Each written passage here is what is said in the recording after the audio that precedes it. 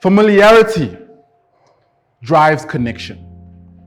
Familiarity drives connection. The reason why we are close to the people we are close to is because there are commonalities that bring us together. All right? If we look at our friend groups, the people that we are friends with, we share certain traits, we share certain interests that we have in common, that bring us together. All right? Familiarity drives connection. The more I exhibit values that are similar to yours, the more closer you will feel to me. Does that make sense? Even when we look at our spouses, the people we are married to them because there's shared values, shared beliefs.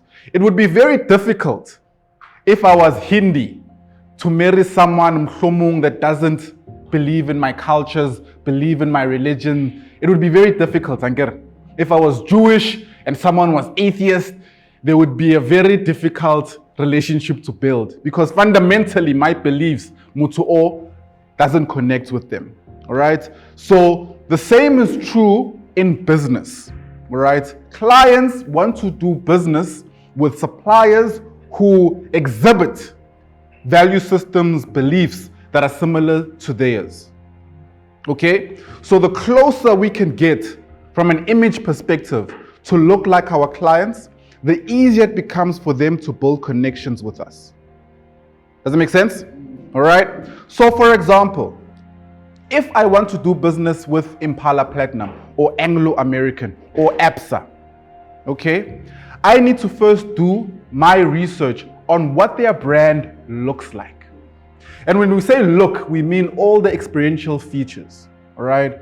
How does it make it feel? How does it sound when they speak? How does it look from a color palette, from a professionalism? How does it look like? All right? We look at their website. We look at how it's structured. We look at how it's clean. We look at how it's modern. We look at their social media. What type of content do they post? What language do they use? All right?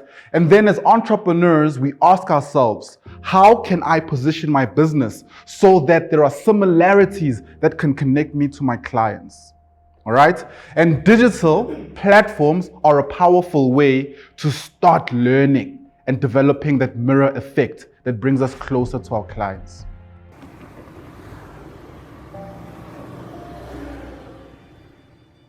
In life, we always say, don't only dress for where you are, but dress for where you are headed. All right? Don't only dress for where you are, but dress for where you are headed. Right? So as entrepreneurs, we might not have big businesses yet. We might not have big clients yet. But it's important for us to dress for where we are headed. So that when we get there, people aren't shocked, but it's easy for them to connect with us because we look familiar. All right?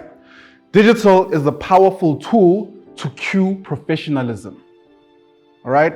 A lot of entrepreneurs that we meet, when we get feedback from suppliers or contractors or the businesses that they service, one of the main things that holds them back is a lack of professionalism.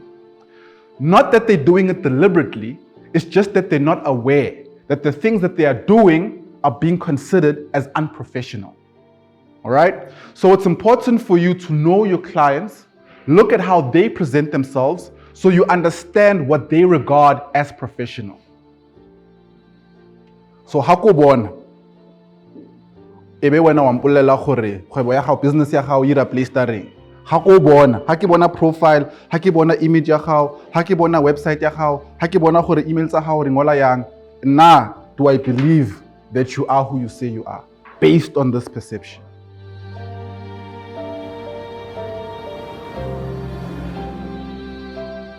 One of the things that holds us back as entrepreneurs, as Black entrepreneurs, as entrepreneurs coming from disadvantaged backgrounds, one of the things that holds us back is valid excuses, right? No one is saying your excuses are not valid, no one, but they are holding you back, all right? You have to decide if you're going to be a because of entrepreneur or an in spite of entrepreneur, right? Because of my circumstances, I can't do this. Because of my background, all right? Or in spite of. right? Everything is figure outable if you apply yourself. Give yourself a chance to learn. Mabani spoke about neuroplasticity. As long as you're still alive, your brain does not lose its ability to learn new things. As long as you're still alive, it doesn't. Today you can learn a new language. Today you can learn how to code. Today you can learn how to use these platforms. Today, right? And yesterday we said consistency is more powerful than intensity. I'm not looking for you to be intense. I'm not looking for you to spend 3 hours. All I'm asking for is 5 minutes a day. That's 5 minutes. 1 video a day, 1 podcast a day, 3 lines of a book a day, consistently. If you do that consistently over a year, I promise you, you will transform yourself and your business, right? These platforms are not easy.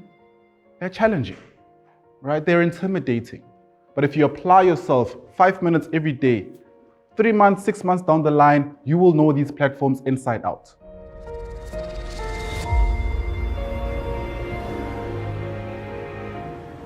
Today we'll speak about content creation and content curation. We're now the experience, value, wisdom that you can also share in helping others while you are also seeking help. So if you have entrepreneurs, the opportunities and you have experienced a bit of success, it's also important that you are willing to share those so that it becomes easy to also ask for help. All right? And that's the principle of marketing. We add value up front. All right? Blessed is the hand that gives more than the hand that receives. All right? That's a marketing principle. All right? Connections, network, right here. All right? We need to add value. We need to give. All right? Before we can ask. All right? We need to sow the seeds of information, sow the seeds of value, so that we can reap the fruits of business opportunities and business relationships. All right? And these digital platforms allow us to do it in a very low cost way. Okay.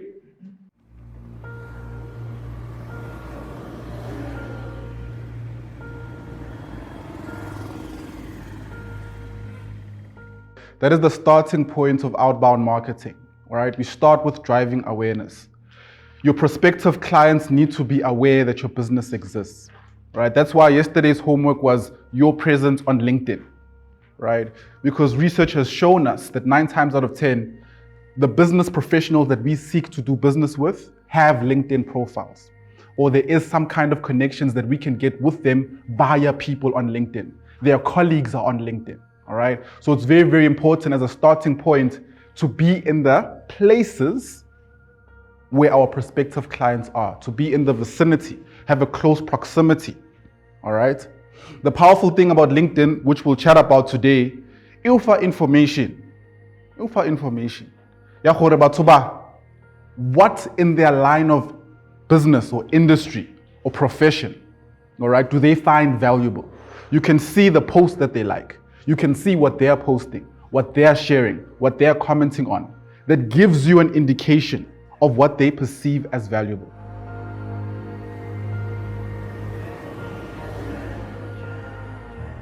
It's important for us to understand the people we want to do business with. Look at the images that they have. Look at what they regard as professionalism. Look at the type of post and how they post. And try to emulate, try to make sure that our business looks and feels as close to these businesses as possible. That should be the guide, all right? You should be able then to understand your long-term vision, right? I can't decide your vision for you. Right? Yesterday we spoke about in our marketing strategy, having a clarity of vision, right? That informs the market segments we are targeting and therefore gives us a plan of action in terms of tactical processes we can take, right? I can't tell you that how business how should look like this one day. You need to decide and then have the discipline to take the measures daily to consistently try and connect with your clients in a meaningful way, by understanding what they regard as professional, right? Your personal brand has a direct impact on your business brand, right? So on LinkedIn, you're gonna have a personal profile for yourself, then you're gonna have a business page for your business, right? And what you post in your individual capacity will have a direct impact, all right, on your business opportunities.